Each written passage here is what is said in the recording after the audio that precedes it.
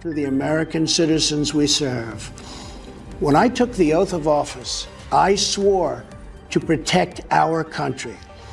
And that is what I will always do. So help me God. Thank you and good night. The FBI has raided a private airport in Minneapolis, uncovering a human trafficking and narcotics network allegedly operated by a Somali husband and wife duo. The oath was delivered without pause, the words measured and formal, closing a routine address to the public. What followed, however, was not routine at all. For 6 years, a quiet corridor had operated beneath ordinary flight schedules, moving people and narcotics through routes labeled as humanitarian transport, unseen by most and unquestioned by many. President Trump gave us one mission: make America safe again.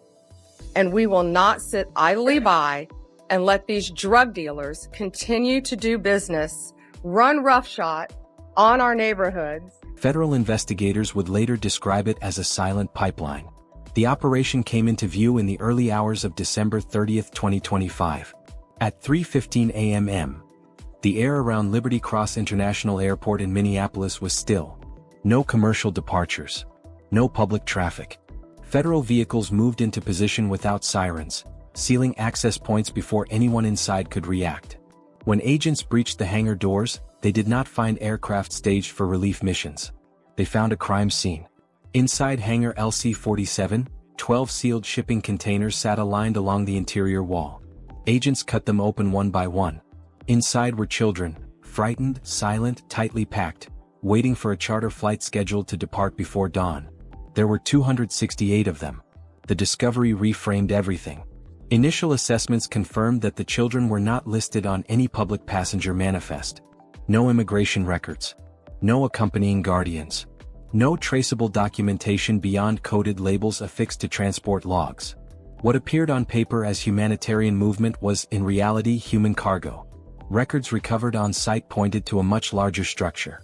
Investigators identified at least 654 victims connected to the same corridor, stretching across multiple countries.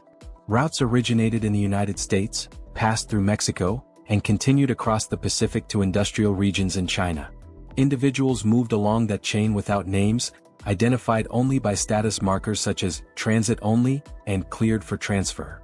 The airport itself became central to the investigation. Liberty Cross was privately owned and operated by David Thomas Reynolds, 52, and his wife, Safia Ali Warsam, 39. To the surrounding community, they were known as business operators supporting international aid efforts.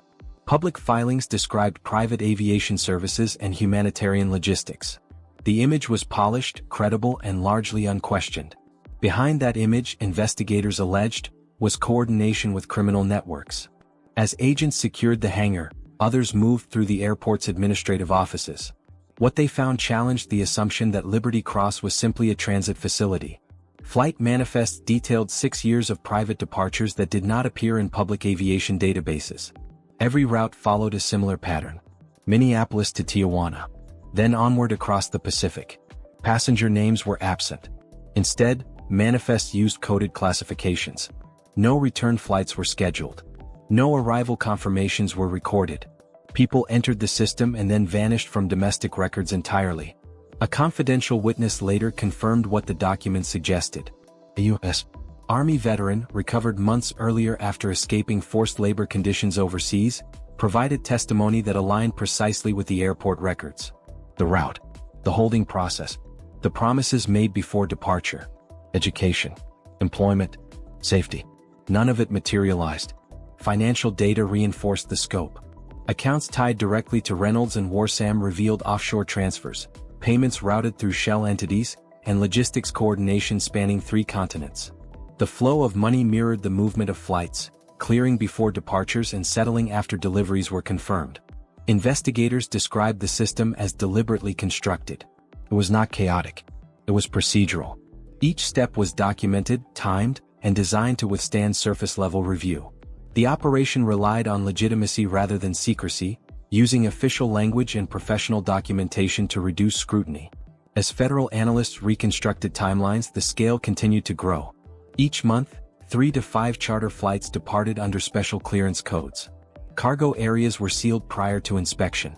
Aid documentation accompanied every movement, despite the absence of verifiable recipients. More than 2,100 individuals passed through the airport over the life of the operation without appearing in any government database afterward. The language inside the records was particularly stark. People were not described as passengers or beneficiaries. They were listed as units, transfers, inventory classes. Some entries carried a notation that investigators found especially troubling: permanent transfer, no domestic record. At this stage, the operation shifted from discovery to urgency.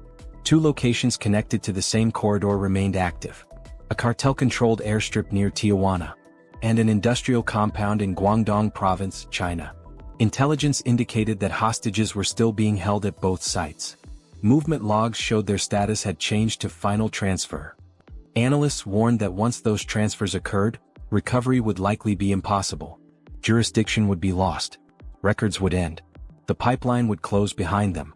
By early January, hesitation was no longer an option. On January 2, 2026, federal command centers synchronized across agencies and time zones. Digital maps connected 3 continents with a single line, the same line that had carried people away in silence for years. The mission directive was brief: stop the transfers, rescue the living, shut the pipeline down. What began in a quiet hangar in Minneapolis was about to unfold on a global scale. As dawn approached in Minneapolis, investigators began treating Liberty Cross less like an airport and more like an operations center. The rescue inside hangar LC-47 was only the visible surface. The deeper structure was embedded in paperwork, systems, and permissions that had accumulated over years. Federal teams divided responsibilities quickly. One group focused on safeguarding the rescued children, coordinating medical evaluations, and secure transport away from the facility. Another group moved upstairs into administrative offices, where the real architecture of the pipeline was expected to exist.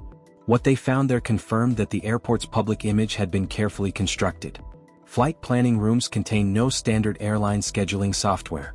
Instead, agents discovered custom-built routing programs designed to mask departures under non-commercial classifications. The software generated clearance codes that triggered expedited handling and reduced inspection requirements. Each code appeared legitimate when viewed in isolation. Manifests were equally controlled. Rather than listing names, documents categorized passengers by destination class and transfer status. Entries included phrases such as aid relocation, labor placement, and educational transit. None of those categories were linked to verifiable programs. The language was consistent across years of records, suggesting standardized use rather than improvisation. Investigators traced those classifications across databases. No corresponding arrivals were found. No confirmations. No follow-up documentation. The absence was uniform.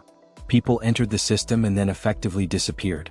Financial analysts working in parallel began mapping the flow of money tied to the airport's operations.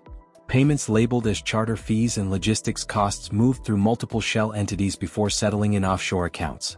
Each transaction appeared compliant with existing regulations. Together, they revealed a pipeline of revenue aligned precisely with flight schedules. That alignment mattered. Transfers cleared hours before departures. Follow-up payments posted after arrival windows closed. The rhythm repeated consistently. Analysts concluded that the financial system was not supporting aviation services. It was synchronizing with human movement. Ownership records added another layer. Liberty Cross was registered under a network of holding companies that obscured direct control. Maintenance contracts, security services, and staffing agreements were all routed through entities sharing common directors or addresses. The structure distributed responsibility while concentrating authority. Surveillance footage reviewed from the airport showed similar discipline. Access to sensitive areas was limited to a small group of personnel. Badge use followed strict patterns. Cargo areas were sealed early, often before routine inspections would normally occur. Once sealed, those areas were treated as cleared without further review. Investigators recognized the strategy. By accelerating compliance steps and presenting complete documentation early, the operation reduced opportunities for scrutiny. Oversight systems designed to flag delays and anomalies were bypassed by efficiency rather than evasion. As analysts pieced together the timeline, another pattern emerged. Flights were scheduled during periods of reduced staffing. Overnight windows. Holiday dates. Early mornings when oversight resources were limited. The choices were subtle but consistent. The pipeline was not just hidden, It was timed. Attention shifted outward. Data shared with federal partners confirmed activity at 2 remaining endpoints. Near Tijuana, a private airstrip registered as agricultural logistics. In Guangdong, a restricted industrial compound officially classified as recycling operations. Both locations matched references found in Liberty Cross records. Intelligence indicated movement was imminent. Status codes associated with individuals at both sites had shifted to final transfer. Analysts understood the meaning. Once moved beyond those locations, recovery would be nearly impossible. Jurisdiction would fracture. Records would end. Command-level discussions followed. Diplomatic considerations had previously delayed action, particularly overseas. But the updated movement logs left no margin. The risk of waiting outweighed the complexity of acting. On January 2, 2026, coordination escalated. Inside a secured federal command room, representatives from multiple agencies aligned on a single operational framework. Digital maps connected Minneapolis, Tijuana, and Guangdong with a continuous route. Every known segment of the pipeline was visible at once.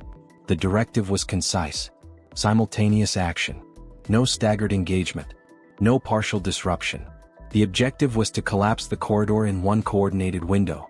At 4:37 a.m. local time in Tijuana, the first phase began. Federal and partner units moved toward the private airstrip under cover of darkness. Infrared surveillance had already confirmed aircraft position for departure. Cargo ramps were open. Ground crews were present. The site was active. As teams advanced, resistance emerged. Lookouts attempted to scatter. Radio traffic spiked. Vehicles moved to block access points. For 18 minutes, the airstrip became a contested zone as units secured the perimeter and prevented aircraft from departing. Once control was established, agents entered the hangars. Inside were rows of men, women, and children staged for transport. Exhausted. Silent. Tagged with the same coded identifiers found in Minneapolis. Along the rear walls, investigators discovered compressed narcotics bricks sealed in industrial packaging, chemical drums marked with falsified export labels, and ledger crates stamped with routing codes. The site was not agricultural logistics. It was a transit hub for people and product. Some victims had been held for weeks. Others longer. Manifests listed destinations without names. Transfers without return. The language was consistent with Liberty Cross documentation, confirming the link. Hours later, thousands of miles away, the second phase unfolded. In Guangdong province, coordinated units moved on the industrial complex flagged in intelligence reports. Aerial scans had shown continuous operation through the night. Inside, investigators encountered production floors operating on extended shifts. No contracts. No payroll records. No exit logs. Lower-level bays concealed containment areas. Children's clothing. Sedatives. Injection kits. Bedding arranged directly on concrete floors. Departure labels matched those used at other sites. The rooms were not storage. They were holding areas. Rescue teams advanced cautiously. Many individuals were weak. Some were disoriented. Others were unsure whether the arrival of authorities meant freedom or another transfer. Movement was deliberate to avoid causing harm. By mid-morning in Minneapolis, confirmation came through secure channels. Victims were being recovered across all 3 locations. The corridor that had operated in silence for years was collapsing in real time. For investigators, there was no celebration. Only the realization of how close hundreds of people had come to disappearing permanently, and how narrowly the final transfers had been stopped. As rescue operations continued across 3 continents, investigators in Minneapolis shifted fully into reconstruction mode. With the pipeline physically disrupted, the priority became understanding how it had operated for so long without detection. The answer was not secrecy. It was structure. Inside Liberty Cross's administrative wing, agents began cataloging everything left behind. Filing cabinets were methodically cleared. Servers were imaged. Security systems were isolated. What emerged was not the chaos of a criminal hideout, but the order of a corporate headquarters. The documentation was extensive. Flight cycles were logged months in advance.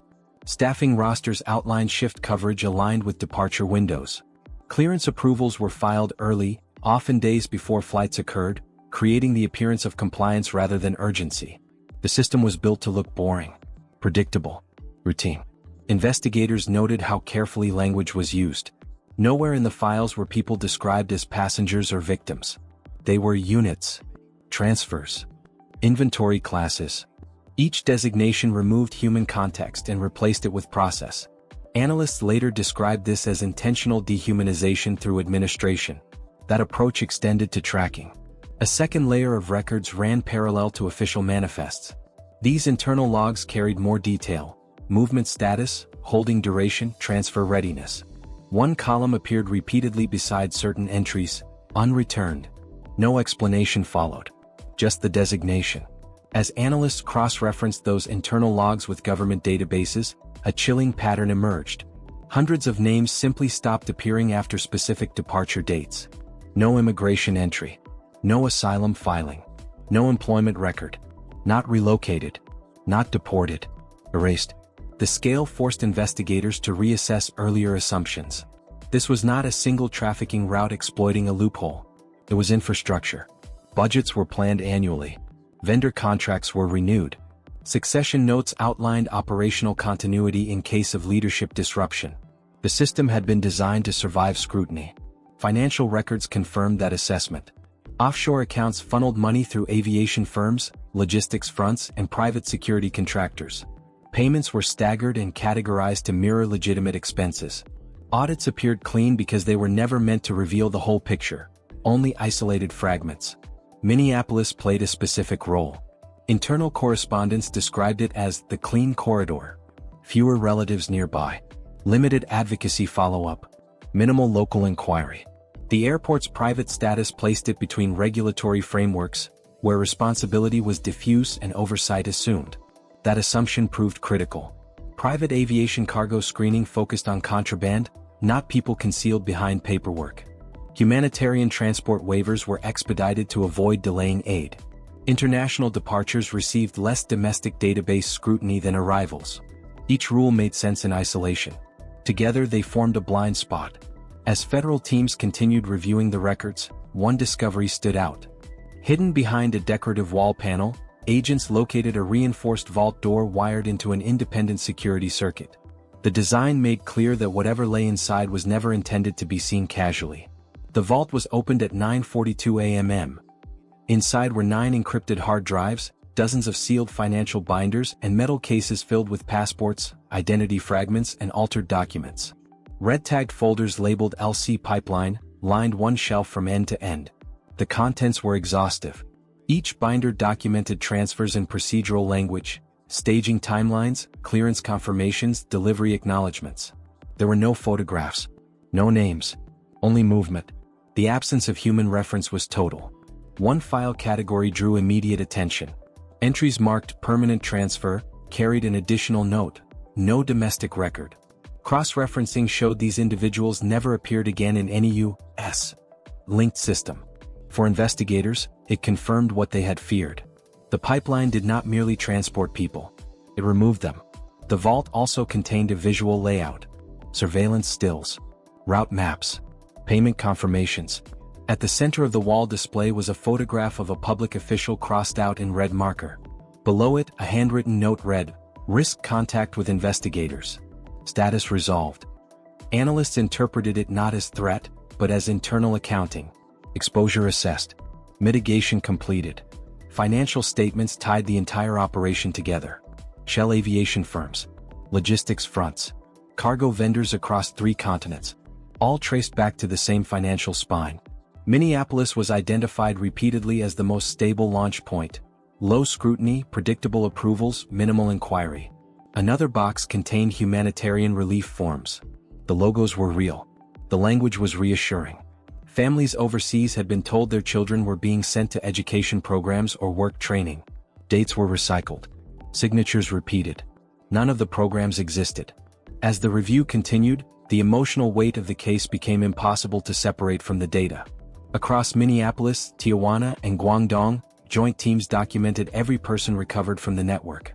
Preliminary counts confirmed 654 victims tied directly to Liberty Cross.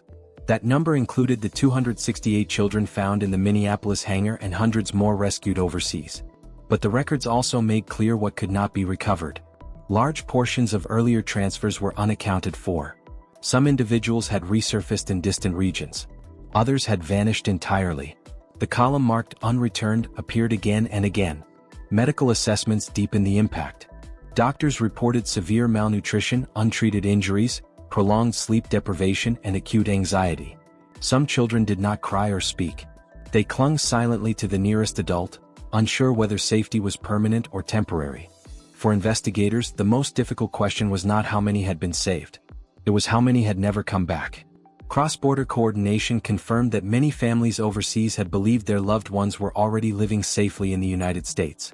They waited years for calls that never came. The vault records explained why. Promises of education. Promises of opportunity. Followed by silence. As the reconstruction phase neared completion, analysts reached a shared conclusion. Liberty Cross had not hidden in shadows. It had hidden in credibility. Its greatest protection was not force or secrecy, but professional language, polished documentation, and the absence of immediate visible harm. The system did not rely on chaos. It relied on trust. And that realization set the stage for the final phase of the investigation, examining how such trust had been misplaced, and what would have to change to prevent it from happening again. As investigators absorbed the full scope of what the Liberty Cross records revealed, attention shifted from the mechanics of the pipeline to the environment that had allowed it to function. The question was no longer how the system moved people, but how it avoided challenge for so long. The answer lay in fragmentation. Oversight of the airport had been divided across multiple regulatory domains. Aviation safety focused on aircraft and cargo integrity. Nonprofit review evaluated paperwork tied to humanitarian claims. Financial compliance examined transactions in isolation. Each authority saw a narrow slice, and each assumed another office was responsible for the rest. That separation created space. Liberty Cross occupied a narrow zone between regulation categories. As a private aviation facility handling international departures, it fell outside routine passenger screening frameworks. Because flights departed rather than arrived, fewer domestic databases flagged missing records. Because movements were labeled humanitarian, reviews were often expedited. Investigators later described the arrangement as procedural camouflage. Nothing about the operation triggered immediate concern because nothing appeared urgent. Forms were complete. Deadlines were met. Inspections were scheduled early and resolved quickly. The system rewarded preparedness and the network exploited that incentive. Internal correspondence confirmed this understanding. Messages between administrators referenced smooth weeks and quiet corridors, language that suggested awareness of enforcement rhythms. Flights were scheduled during periods of reduced staffing. Documentation was submitted well ahead of time, leaving little reason for deeper inquiry. The use of humanitarian framing was particularly effective. Aid operations are designed to move quickly. Delays are discouraged. Trust is prioritized to avoid obstructing relief. Liberty Cross relied on that principle, using familiar language and logos to reduce friction at every step.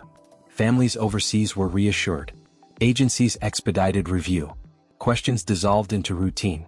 The human cost of that routine became clearer as survivor interviews continued. Many of those rescued spoke of the same promises: education, training, safety. Some recalled being told they would return home after a short period. Others believed they were being sponsored into legitimate programs. The paperwork they were shown matched those assurances. Once inside the pipeline, reality shifted. Movement replaced time. Waiting replaced days. Labor replaced education. Those who questioned the process were isolated. Those who resisted were transferred. The system maintained control without visible violence, relying instead on exhaustion, uncertainty, and isolation. Medical teams documented the consequences. Prolonged confinement had left lasting effects. Children struggled with sleep. Adults showed signs of chronic stress. Some victims could not recall dates or sequences because captivity erased routine markers of time. Federal response teams moved deliberately. Rescued individuals were not treated as evidence first, but as survivors. Emergency shelters were prepared quietly. Medical screenings were prioritized. Interpreters were assigned. Legal teams began securing humanitarian protections and long-term support. There were no public briefings inside the response centers. No speeches. No celebration. Only careful work. The focus remained on stabilization, not publicity. Investigators understood that recovery would take months or years, long after headlines faded. As survivor support continued, policy discussions began. Review boards assessed how Liberty Cross had remained operational for 6 years. Reports identified gaps in private aviation cargo screening, particularly when people were concealed behind legitimate documentation. Humanitarian transport waivers were flagged as vulnerable to misuse when not paired with cross-agency verification. Another gap involved data silos. Missing identity trails were not systematically shared across borders or agencies. Individuals who vanished from one system did not trigger alerts in another. The absence of a record was treated as absence of concern. Investigators concluded that the network had not defeated oversight. It had bypassed it by distributing responsibility so widely that no single authority felt ownership. Each office assumed compliance had already been verified elsewhere. That realization shaped the tone of internal assessments. This was not a failure of concern. It was a failure of coordination. Trust had replaced verification, and professionalism had masked exploitation. As reforms were discussed, officials spoke cautiously. No policy could undo the years already lost. No regulation could return those who had vanished without record. The objective was prevention, not absolution.